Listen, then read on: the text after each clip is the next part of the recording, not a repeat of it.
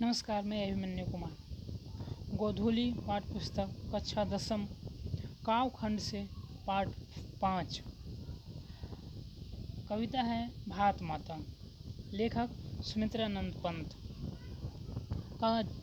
पंत का जीवन परिचय। सुमित्रानंद पंत का जन्म 1900 में अरमोड़ जिले में रमणीय स्थल कौसानी उत्तरांचल में हुआ था। जीवन के 6 घंटे बाद उनकी माता सरस्वती देवी का देहांत हो गया। पिता गंगादत्त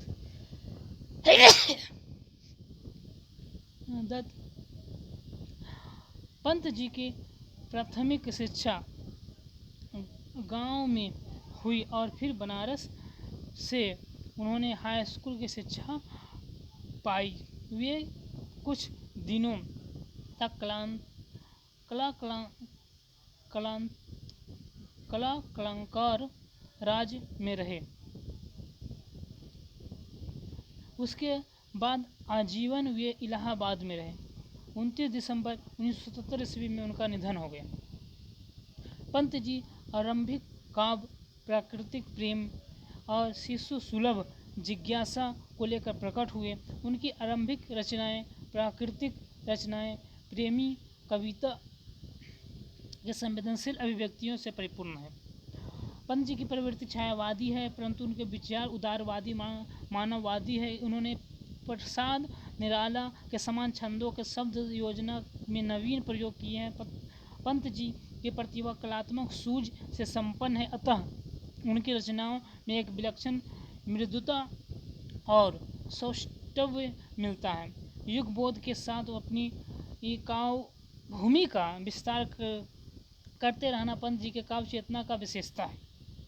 वे आरंभ से प्राकृतिक सौंदर्य से अभिभूत हुए, फिर मानववादी सौंदर्य से। मानव सौंदर्य ने उन्हें समाजवाद की ओर आकृष्ट किया। समाजवाद से वे अरविंद दर्शन की ओर प्रवृत्त हुए। वे मानववादी कवि थे।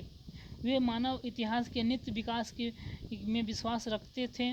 वे अतिवादिता एवं संकीर्णता के घोर विरोधी रहे। उनके अंतिम काव्य लोकयतन है, जो उनके परिपक्व चेतना के समेट देता है।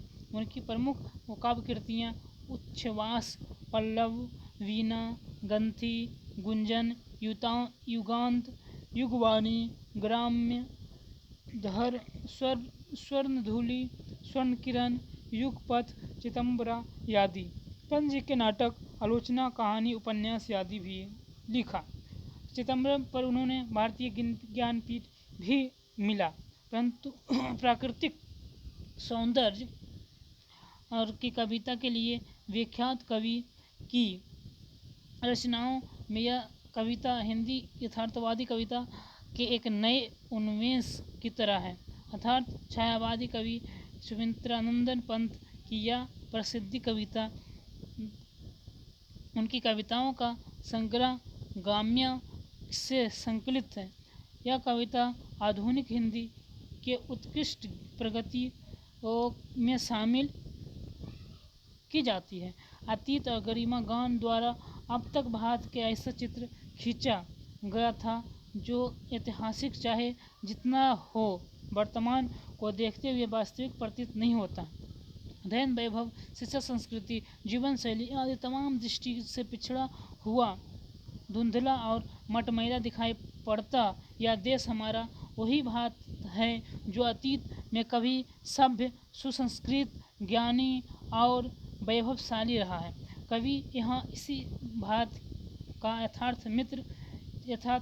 यथातथ्य चित्र प्रस्तुत करता है। धन्यवाद।